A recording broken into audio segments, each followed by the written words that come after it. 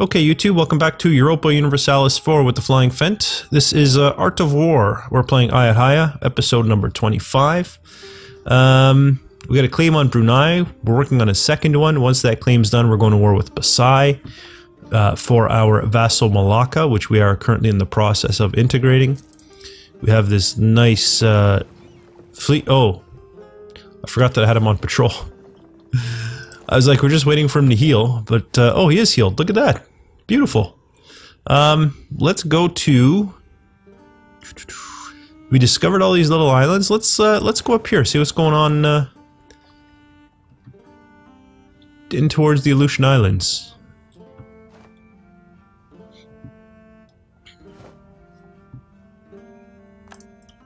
My army has arrived down here. Good. Perfect. Now let me get across that strait, in fact, as long as I have the room for it. I do. Alright, head to Delhi.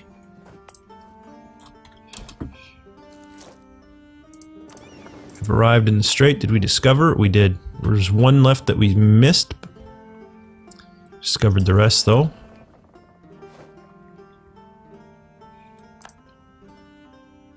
Ainu, okay. Aren't they Ainu? Aren't they like a...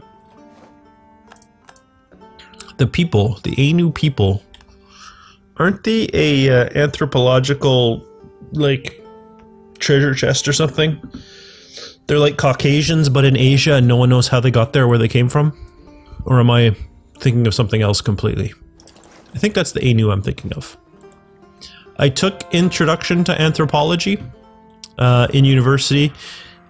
I took it, I'm trying to remember now, I think I took it in my third year. Because I did, okay, I should give you the history of kind of how my education worked here in university.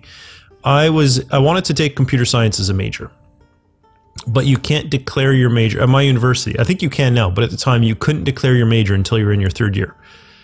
You had to successfully complete 2 years before you could declare your major in sciences. So I enrolled in the 4-year general sciences program straight out of high school. Okay, we discover a lot? Not really, not really. Okay, let's keep going. See what else is out here. So I enrolled in the 4-year general sciences program. And I basically took all of the first and second year requirements. Look at this. Who's this guy? The Chukchi. Okay. In my first and second year, I basically did all my computer science requirements. And that was pretty much all I had room for. You also have to take at least one written English course, which was any course that required you to write an exam. Sorry, not an exam, an essay.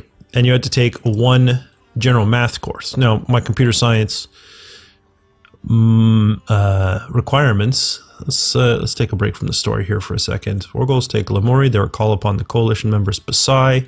It is Basai we're going against, so let's... none of our allies will join, that's fine, we don't need them. Malacca is going to join. It's all you, Malacca. I'm just gonna... Can I put these guys on patrol?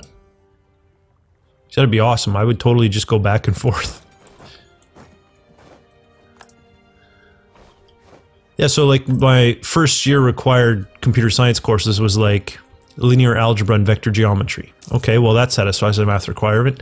So I had to take, alright, war exhaustion. Shoot. Oh! They do not like when you go to war when you have no people. Although that could be that it was already high and I just wasn't paying attention.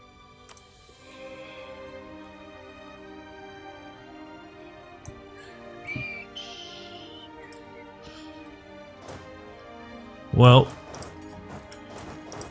these guys should continue to reinforce at their normal rate, so that's fine. Yeah, I also had to take Introduction to Calculus.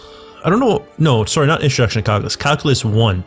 I already had pre-calculus from high school, which some people might find this odd, but when I was in high school, I'm in my 30s now, back when I was in high school, pre-calculus was not a requirement, nor was it taught as part of your basic math curriculum. There was like a separate class you had to take.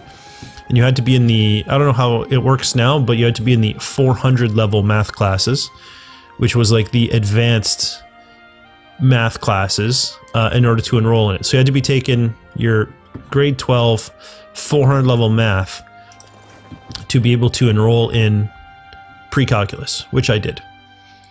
Which basically covered limits, which is a little odd to me because the first thing we learned in actual Calculus 1 was limits. So I was like, well, I'm already learning this stuff, but whatever. I think with my leader, the fact that we're going to be a little bit bigger than them will be okay, even though we're going to be taking some penalties.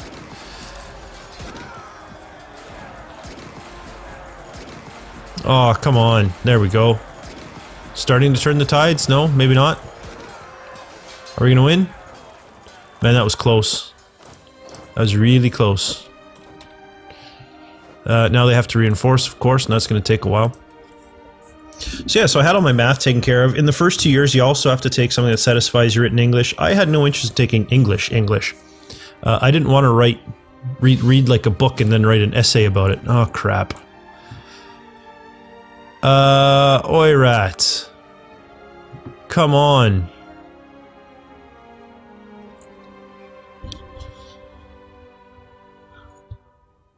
Why would you attack? Where the heck is Sibir even? Way up here. Why would you attack someone who's an ally of the Timurids?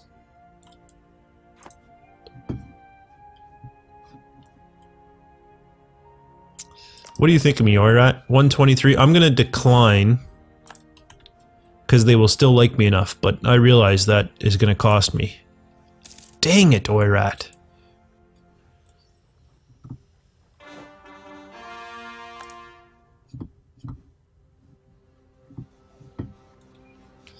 I am unfortunately, I think, going to need to hire all these mercenaries to help deal with this. I can't afford it though, can I? No. Shoot. Well.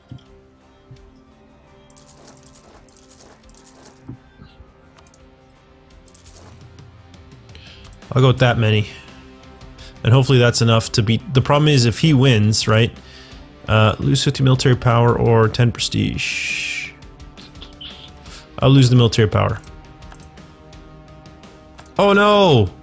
I forgot about my ship. And it sunk. What? No, I didn't want to take my whole fleet.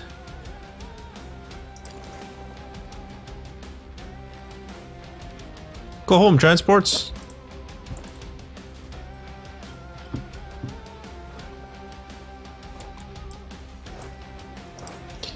Is that it, or do I have more? No, I still have another... one guy coming. Where are you, cavalry? 6 days, okay. There he is. Oof.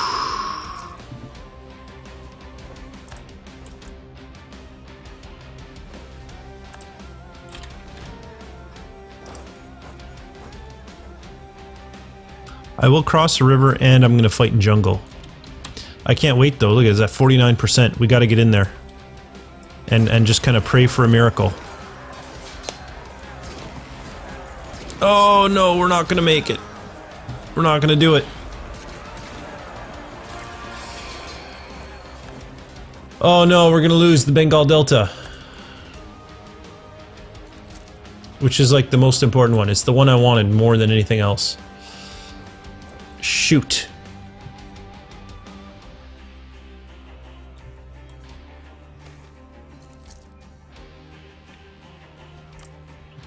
Well, at least natives have lost some ferocity there. Good, sieges are starting to happen in this war. Fantastic. How's our annexation? 87.4%. Good, we should finish that. Those ships made it in okay. Of course, we did lose our guy. That's okay. Leader be more important to me, to be completely honest with you. Not great. Let's try for one more. Oh, come on now. I hate you all. I'll stick with this guy.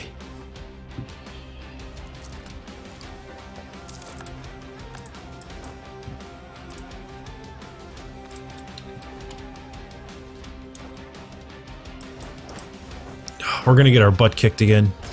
But we gotta do it and hope for the rolls. Oh, not a 1. 9, good. Come on, more 9s. No. Oh, and they won the siege. Dang it.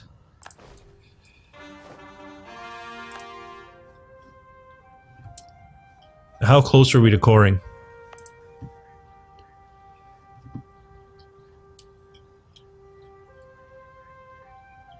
Where's our core? Did we literally core everything else?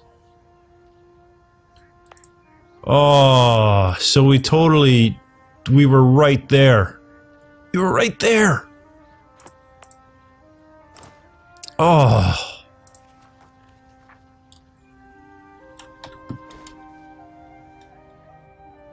What a kick in the teeth. We were right there.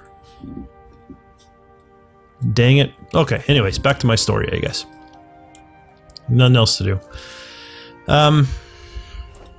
Oh, I do have a free diplomat. I wanted to go for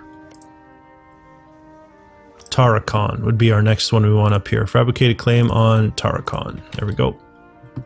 And then we got to work on getting things repaired with the Oirat. Yeah, so for the written English, I didn't want to do just like boring read a book, write an essay type thing.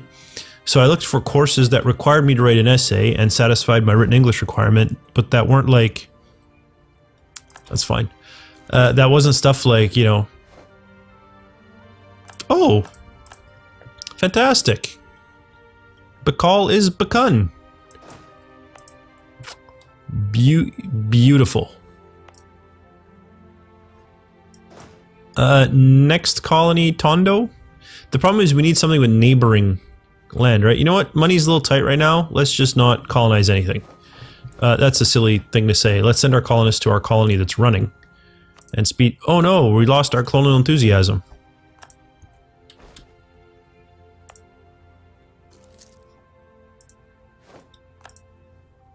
How big is this colony? 100 people. Ah, shh. Come on, game. You're not making this friggin' easy. Okay, now they're taking the penalties.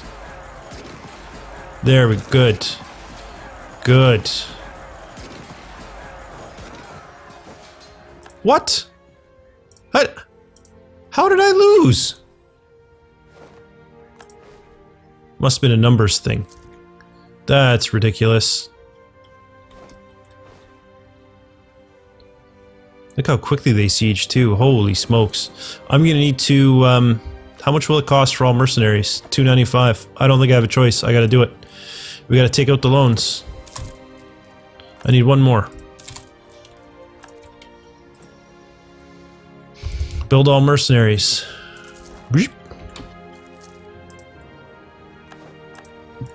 Yeah, I'm not worried about that. So what I found that satisfied my written English requirement was Greek and Roman culture and civilization. It was a full year course, not a 1 semester course, but a full year course. The first half was on the culture, history, whatnot of ancient Greece, and the second half was the same, but on ancient Rome. So that's what I found, and I loved it. Now, for sciences, because you had to take, when you're in sciences, you had to take a few sciences. Math counted as a science, so I had math, I had my computer sciences,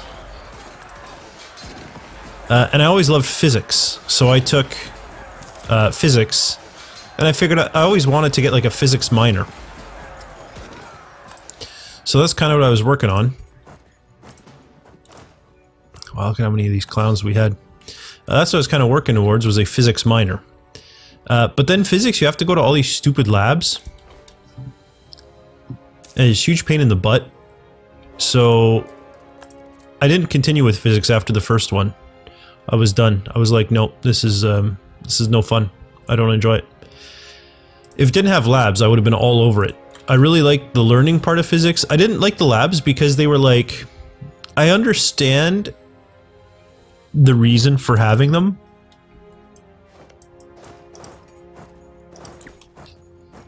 But at the same time, it was dumb. You know? I'll come help. Why not? Because, like... they were like, oh, you have to go to a lab to prove that the force due to gravity is 9.8 meters per second squared. And I'm like, I trust you. I think physics is cool. I don't need to prove anything. I just want to learn it. And that's why I never followed through with it. Oh no, we integrated Malacca too early. We were so close too. Only one province to go. Oh, they're going to lose that battle, I think. So just go to there and then come back. Okay, good. We won the Battle of Batak. They're on the run.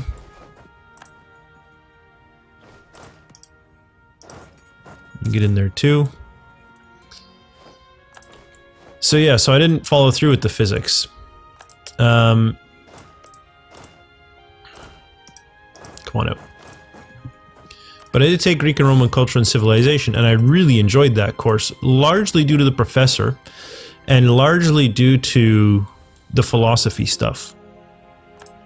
And I will say that was the other thing that I took in my first year was Introduction to Philosophy, because you had to take an arts course as well, in addition to the written English requirement. So the arts course I took was Introduction to Philosophy. Oh crap, 14 noble regiments, a local, you know what? You can have a local changes.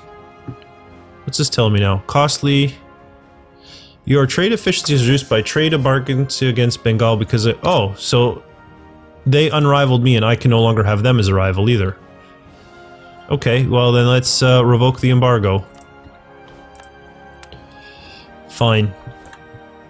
If that's how it's going to be. Yeah, so I took Intro to Philosophy, you know, a bunch of courses like that, stuff that I found interesting. My second year I did kind of more of those requirements. I obviously dropped the physics. I took some more classics course. I took like Greek mythology, introduction to Latin. I had to take a second language. I took French, which is kind of cheating because I was in French immersion in high school. And I lived in just outside Montreal when I was growing up for about 6 years. So, I mean, I was fluent. Oh, I was like, why? What happened to my trade fleets? These are trade fleets that I have inherited from Malacca, which I don't need personally. As far as I'm concerned, they can go. I got rid of all these spare armies, didn't I? Yes, I believe. No. There's still an army somewhere that's not mine, I'm pretty sure. Oh, no, these are all mine. Okay, it's all good. Never mind. So yeah, so I kind of took more classics and took a little bit more computer science and so on and so forth. And then in my third year of computer science, I declared my major and they were like, you don't have enough arts. And I was like, what do you mean I don't have enough arts? What other arts could I possibly need? And they're like, you need X arts or whatever the thing was. And it was such a pain in the butt. So I took kind of as many arts courses as I needed in areas that I thought sounded interesting, which is how I ended up taking like Introduction to Anthropology.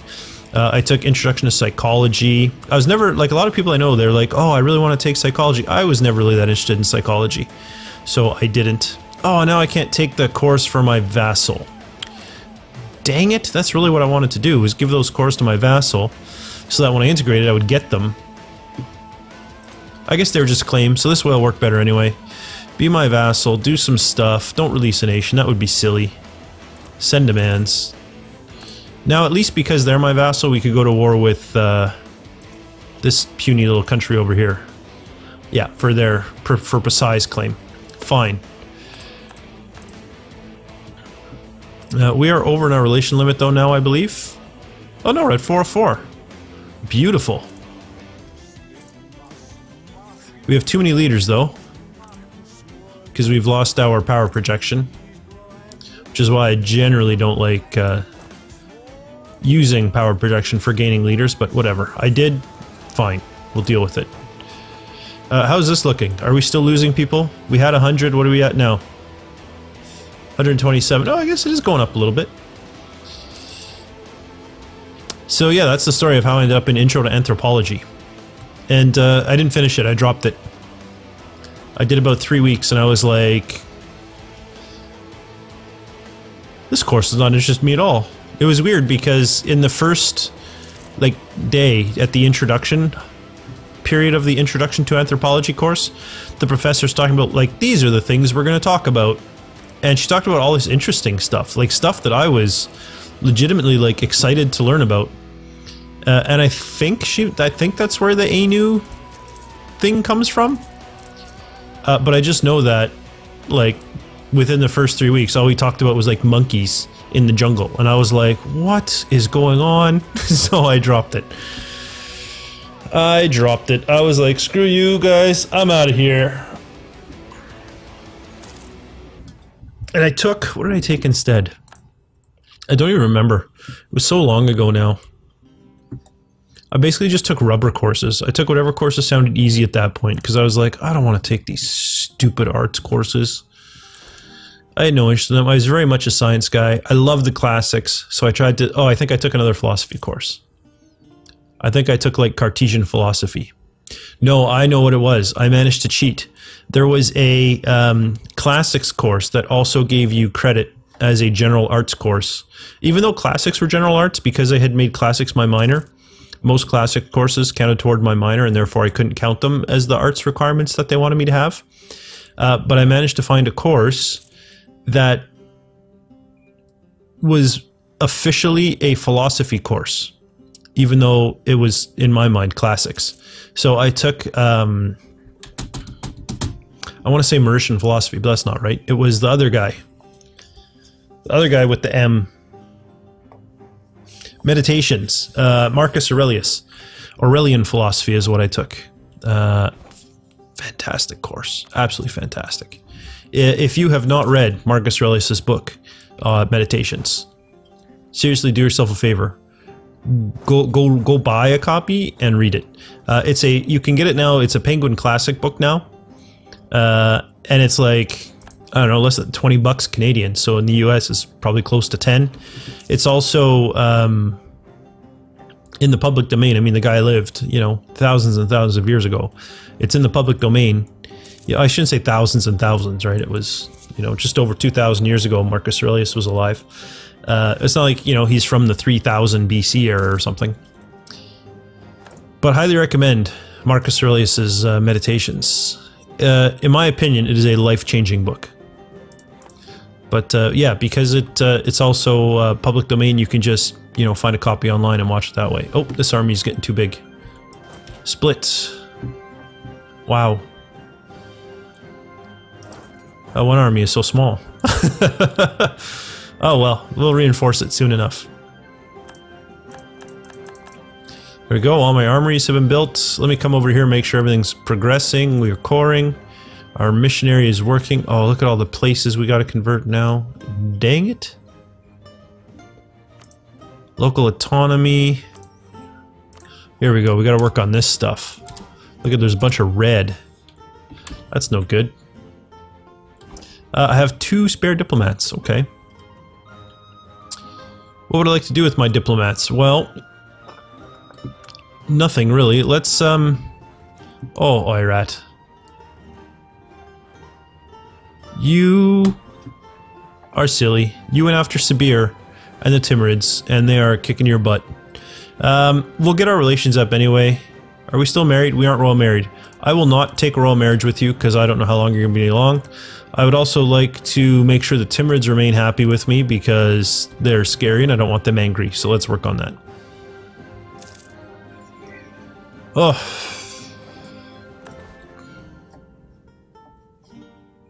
And then oddly enough, I remember my 3rd year, there's a 3rd year computer science course that everybody hated. Like, it was... the first 2 years, every time you met anyone who was like, oh, you want to do computer science? And they're like, well, have fun in 3rd year. And you'd be like, why? And they're like, because you have to take digital logic, and it's a terrible course. And everyone I meet, you know, along the way who had ever done it, I was like, oh, you know, you're 3rd year, you're 4th year, or maybe you're a 2nd year who got permission to take it early or something, or, you know, engineering students. Everyone was like, oh, digital logic is the worst. It's the worst course ever. You're gonna hate it. So anyways, in 3rd year, I had to take it. So I kind of took it with a little bit of a cringe. My third year courses were actually, most of them were a lot of fun. I took professional practices in programming, which is where we moved on to like away from C++ and we moved into C and into the whole concept of like, you know, most things up to that point you compiled you wrote one single program file and then compiled that one file and ended up with one single exe file. But this is where you started making like, you know, object files and then linking, and then your program was like 8 files big, and you know, it turned into like a real program. Plus you learned like how real programmers do it, and you had to start doing like team programming. So that was a lot of fun. I really enjoyed that. I had to take a course on design and analysis of algorithms, which is a bit of a misnomer. They should have called it math out the wazoo, which is pretty much all it was. We learned about like big O and little o, which is like your efficiency of your programs. Well, I shouldn't say programs, efficiency of your algorithms, and what your priority should be. There were more advanced courses that came after it that talked about like memory management and stuff, but the initial one was all about like clock cycles, making efficient use of your clock cycles. Dovia started becoming westernized. Okay, sure. What are we up to here now? 215. Oh, we're going to be colonizing this thing forever. If we were to start colonizing this, would we get adjacent on both of these? You think? That doesn't really help us with our goals of getting over to Mexico. We could jump straight over here. Start working on Guam. The problem is we're not going to be able to succeed in Guam. Dang it. I need a mission for it. Speaking of missions, what is our mission again? Alright, we need to get a Came on Laknor. Didn't I do that? Apparently not. Fine. Come back from the Timurids. They like us plenty. Yeah, the other course I had to take was like computer architecture, where we learned about like why cache memory, why normal memory, what are buses all about. Very much kind of an engineering type thing. Laknor, there we go. Yeah, very much an engineering type thing. I also had to take compiler construction, where you write your own programming language and then you write your own compiler for it. We also did third year, what was the other third year course? Anyways, there was a lot of kind of fun stuff like that. And then digital logic, that everyone was like, it's terrible, you're gonna hate it, it's gonna suck. Woohoo! Bengal Delta. Beautiful. So I took digital logic, and I don't know what everyone else was talking about. I friggin' loved it. This is one of my favorite courses I ever took in the field of computer science. I mean, there was no math, and I really love math, which is odd because I didn't love math when I started computer science. But after doing all that math and seeing the applications of math to real-world things, I'm a math fan. But yeah, digital logic, very little math, but it was like problem solving, but in the most basic way. It's all like AND gates, NOT gates, NOR gates, all that type of stuff. Even though we've kind of moved away from that really in modern, you know, modern hardware. It was, I could still build somewhere? Where can I build one? Game, I think you're lying to me. I see nowhere I can build an armory. Oh. There we go. That's... I don't know how you expect me to see that, but okay. 1.23 is pretty good. There we go. Yeah, we moved away from it for modern computing, but the modern stuff just kind of emulates doing that, but in a more efficient way. So what was interesting is by the end of the course, the final project was to write like an old... Now, some of you guys might not remember these days, but an old 8086 computer, which you probably heard of like 286s and 386s. You may not have if you're really young, but I think most of my viewers will have heard of like the 286 and the 386. Before them, there was the 8086 and the 8088. So the... Oh, Rebels, okay. I was like, how is my vassal at war and I'm not called in? Yeah, so we had to make an 8086 processor out of like AND gates and NOT gates and OR gates, and I absolutely loved it. And so at the end of the semester, right near the end, I went and visited the professor for the course, who happened to be the dean for the School of Computer Science, which was interesting.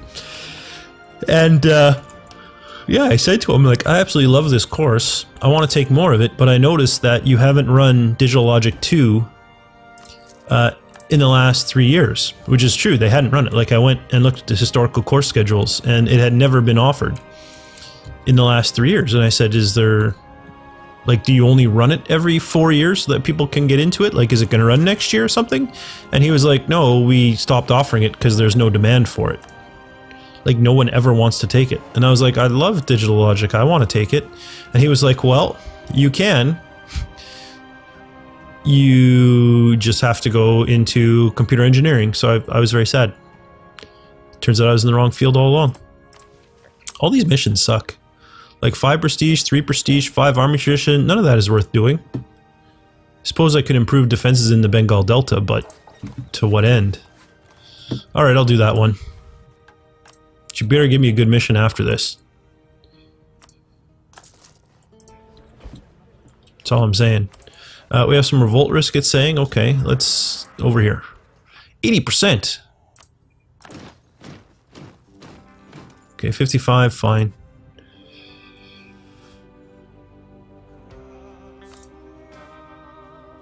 They want to... Marak you, right? They want to form their own country. Okay, interesting. I will increase your autonomy there. That is pretty high. There we go. So that should get rid of a lot of that.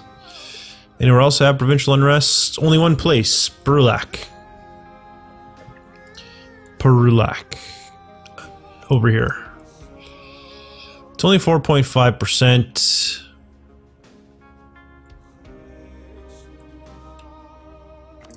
I'm going to increase it just to get rid of that stupid pop-up that's there. Now, anywhere I can decrease it. Yes. The unrest is... there we go. The unrest is finally starting to go down.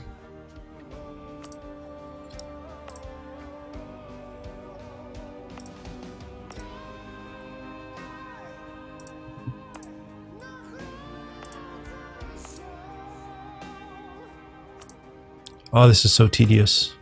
Why did you make it this way, Paradox? Why did you replace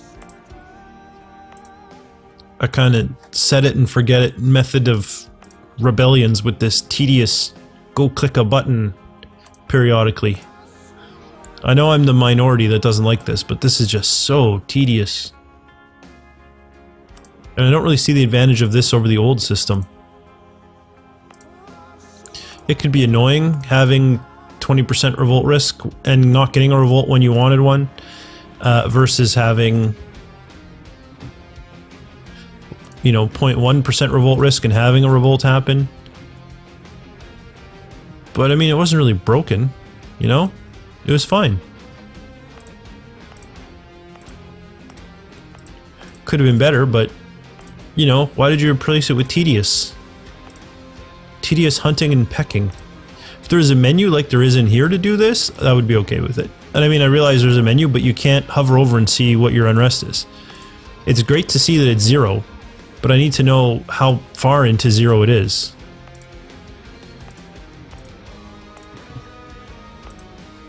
That's the catch. If it's at -5, I don't want to reduce it and then raise it to +5. That would be silly. Ooh, a lot of these places are not happy. All the places I got from Malacca are not happy. What was wrong with you, Malacca? What were you doing to your people?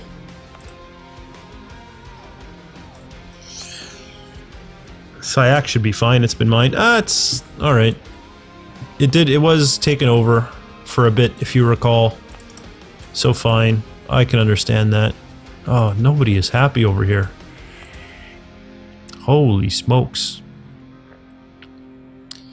Religious unity is part of it. Non-accepted culture is part of it. Intolerance is part of it. Okay. Alright, fine.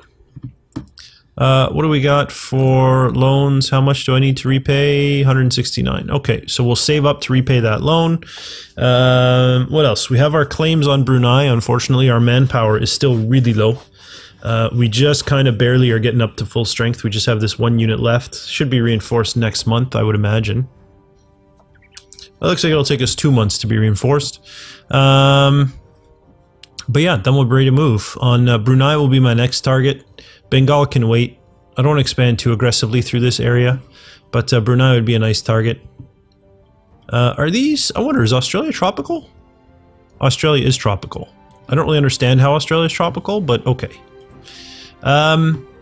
Yeah, but I mean, we could... we'll work on Brunei. It'd be nice to get some colonization going along in this area, kind of fill out a lot of these areas and give us some additional income, some additional trade power. Speaking of which, what's our trade power like in Malacca now? Ah, we finally have a nice chunk. What about up here? Ah, another nice chunk. Fantastic. See, our trade income should be climbing there. We don't really need to... How much are we getting from our ships?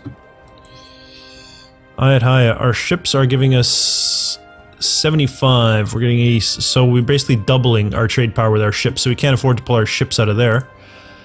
Here, our ships are giving us 77. Again, they're almost doubling our trade power. Can't afford to pull our ships out of there. Okay, so it'll be a while before we can really start collecting from Ming in earnest. Or, sorry, I'm sorry, from the Canton trade node in earnest. We're getting half of a gold here.